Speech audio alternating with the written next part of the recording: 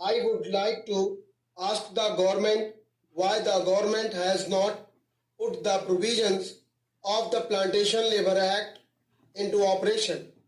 Only certain portions of this Plantation Labour Act are now put into operation. What is the objection on the part of the government to put this entire Plantation Labour Act, all its provisions, into operation? If this had been done, certainly some benefits would have been derived by the workers which the government is withholding at present. Particularly, these tea garden owners take advantage of this.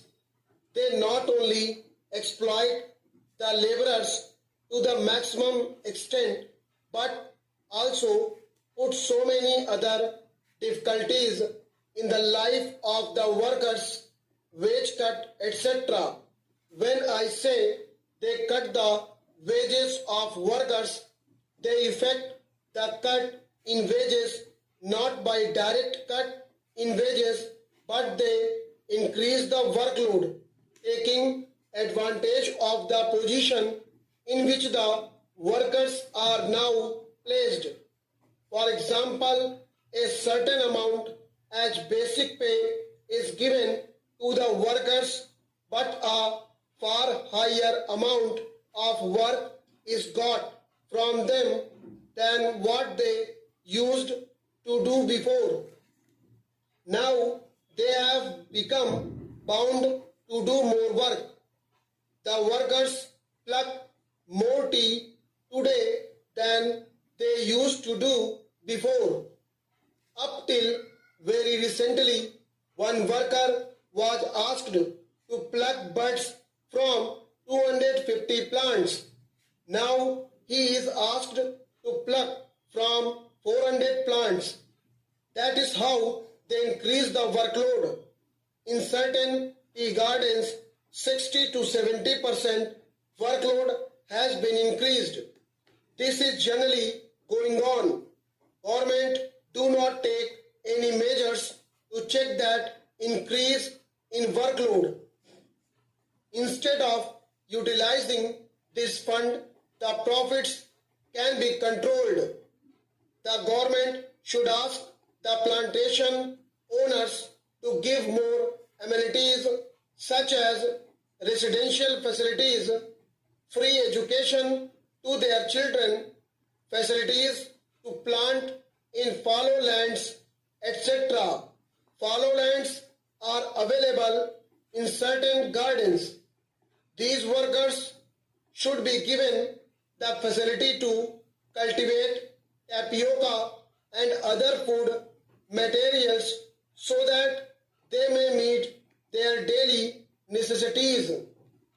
The government should ask these plantation owners to increase the wages of the workers and also to increase the wages of those workers who are skilled workers.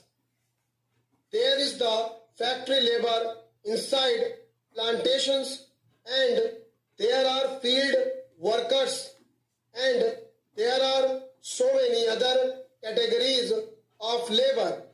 The government is not doing anything substantial for the workers.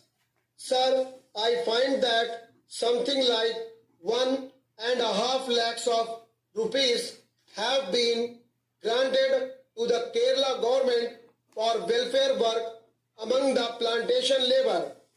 So far as our experience goes, we never have the opportunity to come across such activities organized on behalf of the government. I do not know whether there is any such activity anywhere. On the contrary, there are certain measures taken under the Preventive Detention Act to fight the workers and to pelt stones at the meetings of the workers and also to employ police to lathi charge the workers. That is the sort of welfare activities they have been doing. But what we demand is that the government should see that the plantation owners are asked to pay higher wages to the workers and to improve their conditions of living. Now there are one room tenements, but the workers want 3 room tenements, and they have not so far been provided with such facilities. I understand that the government have got some idea of having modern tenements in the states, but so far nothing has been done. We suggest that a part of these profits should be utilized for giving educational facilities to the children of the state laborers. Also, the wages of the workers should be increased and all sorts of facilities should be provided to the state laborers. That is what I have to say.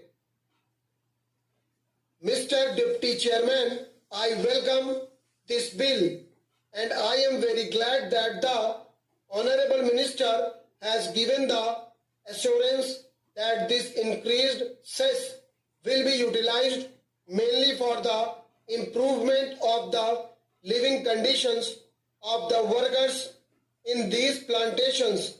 But I beg to submit, sir, that the price of tea is rising in the English markets, and I suggest that as good businessmen we should realize and our government should realize that if the price goes up beyond a certain limit, the consumption will go down. We should not adopt a narrow policy and allow the price to go up by leaps and bounds. Of course, it does give some profit to the local planters and probably to our government directly or indirectly in the shape of income tax earned from these plantations. But as I said before, this is a short-sighted policy.